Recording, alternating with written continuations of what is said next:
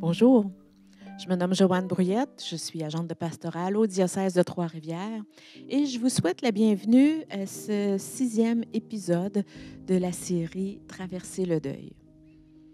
Nos rendez-vous précédents nous ont rappelé que tout cheminement de deuil est unique et qu'un deuil bien traversé va amener les personnes vers un surplus de vie. C'est notre souhait à tous. On ne voudrait pas personne que les émotions difficiles s'installent à jamais en nos cœurs. Bien que tous les deuils se vivent différemment d'une personne à l'autre, plusieurs traversent cependant des étapes que l'on peut reconnaître d'un deuil à l'autre aussi. Il y a un choc d'abord. Suite au choc provoqué par la perte, l'être humain va ériger des barrières autour de lui pour réussir à vivre ce stress-là qui est occasionné par la perte. Ensuite, petit à petit, il y a des émotions qui vont surgir, telles que la colère, la culpabilité, l'angoisse. Aujourd'hui, ce sur quoi on va s'attarder, c'est sur l'état dépressif qui est souvent vécu aussi dans un processus de deuil. La perte d'un être cher, tout comme la perte d'un emploi, de sa santé ou même un déménagement, ce sont toutes des situations éminemment stressantes. Le stress peut aussi avoir débuté bien avant le moment de la perte. On a souvent accompagné les êtres chers plusieurs mois avant leur décès. Ou bien des symptômes peuvent avoir été vécus très longtemps avant qu'un diagnostic tombe ou avant une perte d'emploi, par exemple. Quitter sa maison demande un délestage qui va sûrement prendre des semaines à s'opérer. Tous ces stress-là, ils vont nous épuiser nos réserves. Notre capacité d'adaptation au stress, qu'on se retrouve alors saturé, et des symptômes de dépression vont commencer à émerger.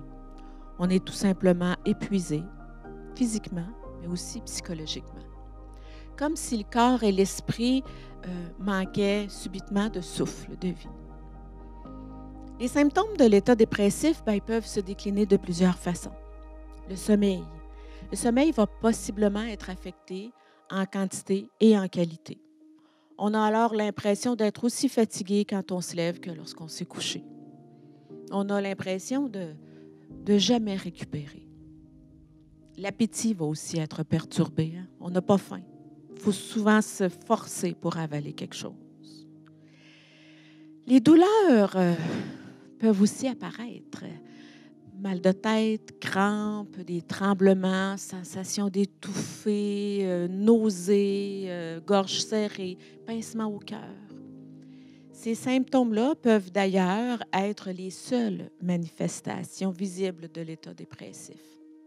Ce qu'on ne s'autorise pas à nommer, notre corps va le faire sortir. L'état dépressif fait aussi souvent surgir un ralentissement physique, voire même intellectuel chez les personnes. On a l'impression d'avoir la tête vide. Il est difficile de se concentrer, c'est difficile de prendre des décisions. On a des trous de mémoire. Parfois, l'impression d'être vide à l'intérieur devient si intense qu'on devient incapable d'éprouver du plaisir ou de l'intérêt pour quoi que ce soit. Il n'y a plus rien qui nous tente. La tristesse, intense et déchirante, ou au contraire sourde et lancinante, je dirais, devient omniprésente. On la traîne en soi tout au long de la journée. L'état dépressif est évolutif. Il se présente par vagues. On peut être terrassé par la dépression pendant quelques jours, puis soudain, un bon matin, on se lève et on est plus calme. Le répit peut durer 1 heure, une journée, puis une autre vague déferle et balaie tout ce qu'on avait commencé à reconstruire. Puis doucement, on se rend compte que l'intensité des vagues diminue et aussi qu'elles deviennent de plus en plus espacées. C'est que la cicatrisation s'opère et qu'on est en train de sortir du tunnel. C'est la lumière qui nous attend. Il faut tenir bon. Combien de temps ça va durer? Personne ne le sait. Mais ça va souvent durer plusieurs mois. Il faut le savoir parce que sinon, on va désespérer. Il faut être patient avec soi-même. Ce dont il faut surtout se rappeler, c'est que le vécu dépressif, c'est la marque que le cheminement de deuil est en voie de se résoudre. Somme toute, c'est une bonne nouvelle d'être rendu là, même si c'est difficile. C'est la lumière qui nous attend. Pendant que les quelques minutes qui viennent, je vous invite à observer votre propre processus de deuil. Comment reconnaissez-vous les symptômes de l'état dépressif chez vous? Qu'est-ce que vous en avez fait de ces symptômes-là? Vous serez accompagné dans cette introspection par des images, par une douce musique. Des questions vous seront aussi posées, non pas dans le but de vous culpabiliser, surtout pas, mais bien pour vous aider dans ce cheminement-là qui est jamais facile à traverser, mais qui note la voie de la guérison. Bonne réflexion à tout le monde.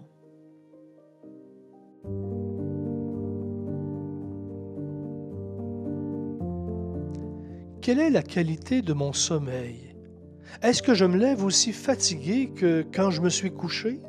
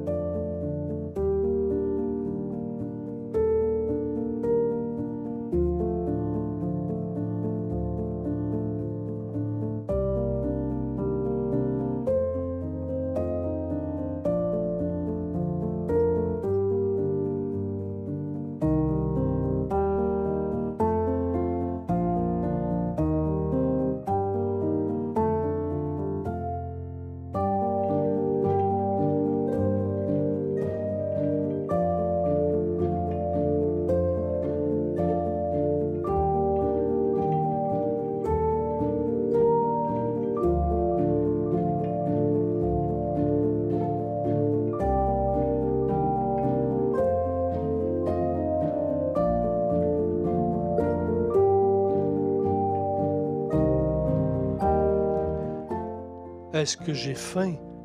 Est-ce que je dois continuellement me forcer pour avaler quoi que ce soit?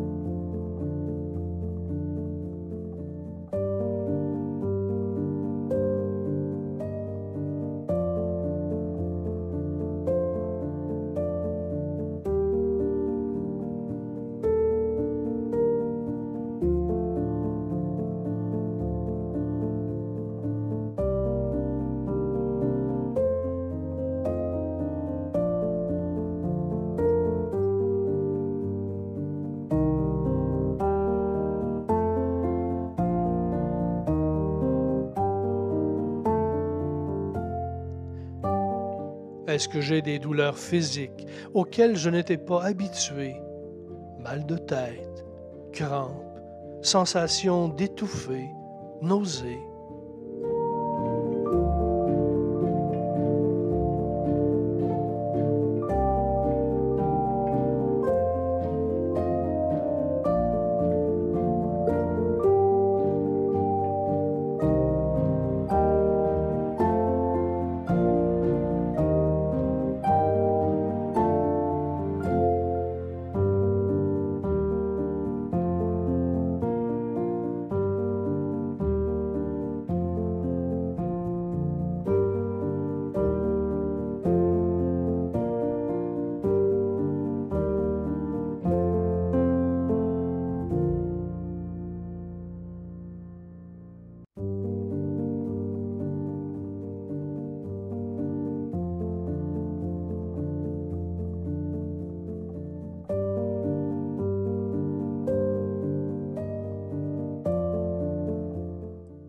Est-ce que j'ai de la difficulté à me concentrer ou des trous de mémoire inhabituels?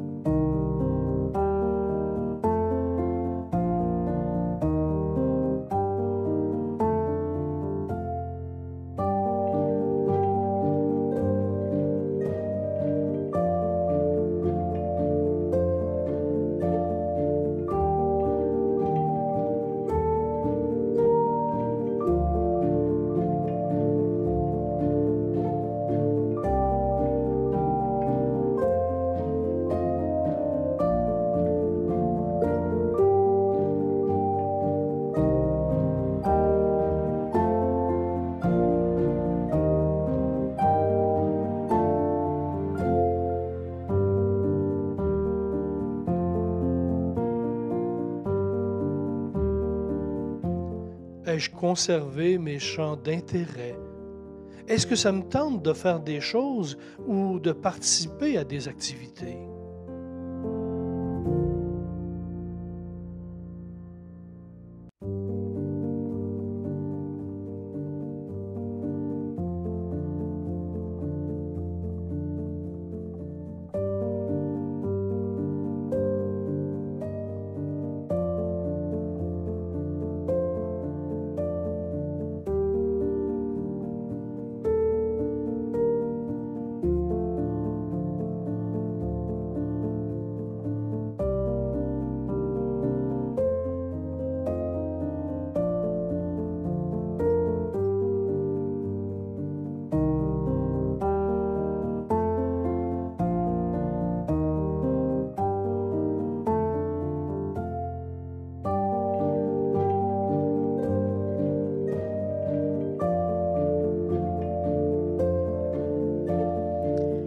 Les réponses à ces questions peuvent devenir des repères dans votre processus de deuil, hein. Y répondre honnêtement de temps en temps va vous permettre de prendre conscience de votre cheminement. Petit à petit, vous pourrez noter que le souper d'hier était vraiment bon, ou bien que votre sensation d'étouffer est de moins en moins présente. Petit à petit, vous allez remarquer que vous retrouvez goût à certaines activités et ce sera un signe de guérison. Mais, comme nous l'avons spécifié en tout début d'émission, il ne faut pas s'attendre à ce que ça se passe en une semaine ou deux. C'est une étape qui prend son temps. Il ne faut pas se décourager, surtout pas. Je rappelle que l'état dépressif duquel on parle depuis tantôt, c'est le signe que votre cheminement de deuil, votre cheminement personnel de deuil avance et qu'il est en voie de résolution. C'est une bonne nouvelle. Sur cette note d'espérance, je vous dis à très, très bientôt pour une autre émission de Traverser le deuil.